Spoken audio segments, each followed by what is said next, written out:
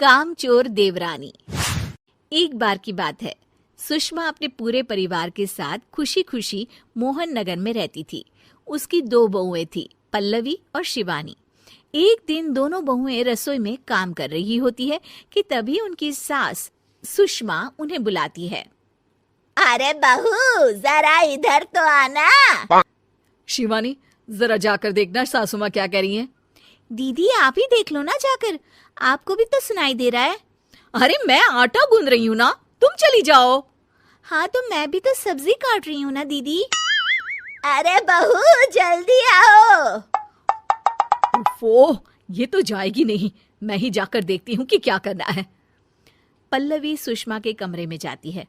जी mummy जी, क्या हुआ? शाम को घर पर कुछ मेहमान आने वाले हैं, तो तुम अच्छा सा खाना बना लेना बहू। ठीक है मम्मी जी, आप बता दीजिए क्या क्या बनाना है और कितने लोग आ रहे हैं।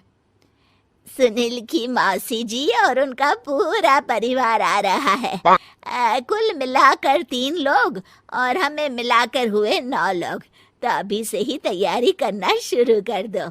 और हाँ, घर की सफाई भी कर देना, हाँ अच्छे से। जी मम्मी जी, सब काम हो जाएगा, आप चिंता मत कीजिए। पल्लवी शिवानी को घर में मेहमान आने वाले हैं इसके बारे में बताती है। क्या 9 लोगों का खाना बनाना होगा, घर की सफाई करनी है? बाप रे, सासू माँ ने तो हमें घर की नौकरानी ही समझ कर रखा है। ऐसा नहीं बोलते शिवानी, हम इस घर की बहू हैं और घर के काम करना हमारा फर्ज है। दीदी तो है ही सासू माँ की चमची, जब देखो सासू माँ सासू माँ। मैं तो इतना सारा काम नहीं करने वाली। शिवानी कपड़े लेकर गमला साफ कर रही होती है और चक्कर आने का नाटक करने लगती है।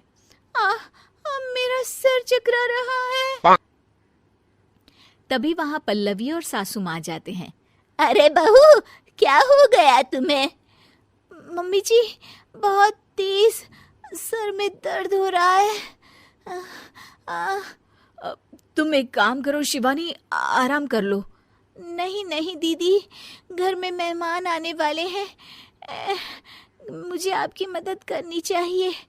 अरे कोई बात नहीं शिवानी, तुम आराम कर लो, मैं सब काम कर लूंगी। ठीक है दीदी, अगर आप इतना कह रही हैं तो आराम कर लेती हूँ। शिवानी आराम से अपने कमरे में मैगजीन पढ़ रही होती है। इसे कहते हैं आराम की जिंदगी। इतना सारा काम। चलो सारा काम खत्म हो गया, शिवानी को देख आती हूँ। शिवानी अपने कमरे में ईयरफोन में गाने सुनते सुनते सो जाती है और उसके साइड में मैगजीन भी रखी होती है। पल्लवी वहां आ जाती है और वो सब देखती है। ओहो, तो मतलब सब काम चोरी का बहाना था। अभी बताती हूँ इसको। घर का सारा काम मुझे करना पड़ा और ये महारानी यहाँ मैगजीन पढ़ रही है, गाने सुन रही है। पल्लवी रसोई से एक प्लेट और चम्मच लेकर आती है और शिवानी को थाली बजाकर उठाने लगती है। शिवानी अचानक से उठती है। उठ गई महारानी, गाने भी सुन लिए, मैगजीन भी पढ़ ली। तुम तो बहुत बड़ी झूठी निकली शिवानी। तुमने सर दर्द का बहाना बनाया ताकि काम करने से बच सको। हाँ बनाया बहाना, तो क्या करती, इतने सारे काम करती। मुझे कोई शौक नहीं है चापलूसी का। क्या चापलूसी? तुम्हें लगता है कि मैं सारे काम चापलूसी के लिए कर रही हूँ? और नहीं तो क्या। तभी वहां सासू माँ आ जाती हैं। अरे बहू, वो लोग बस आने ही वाले हैं, तुम तैयारियां कर लो। जी सासू माँ, तुझे तो मैं बाद में देखती हूँ। सब खाना खाने बैठते हैं और खाना शुरू करते हैं। तभी सुनील की मौसी बोलती है।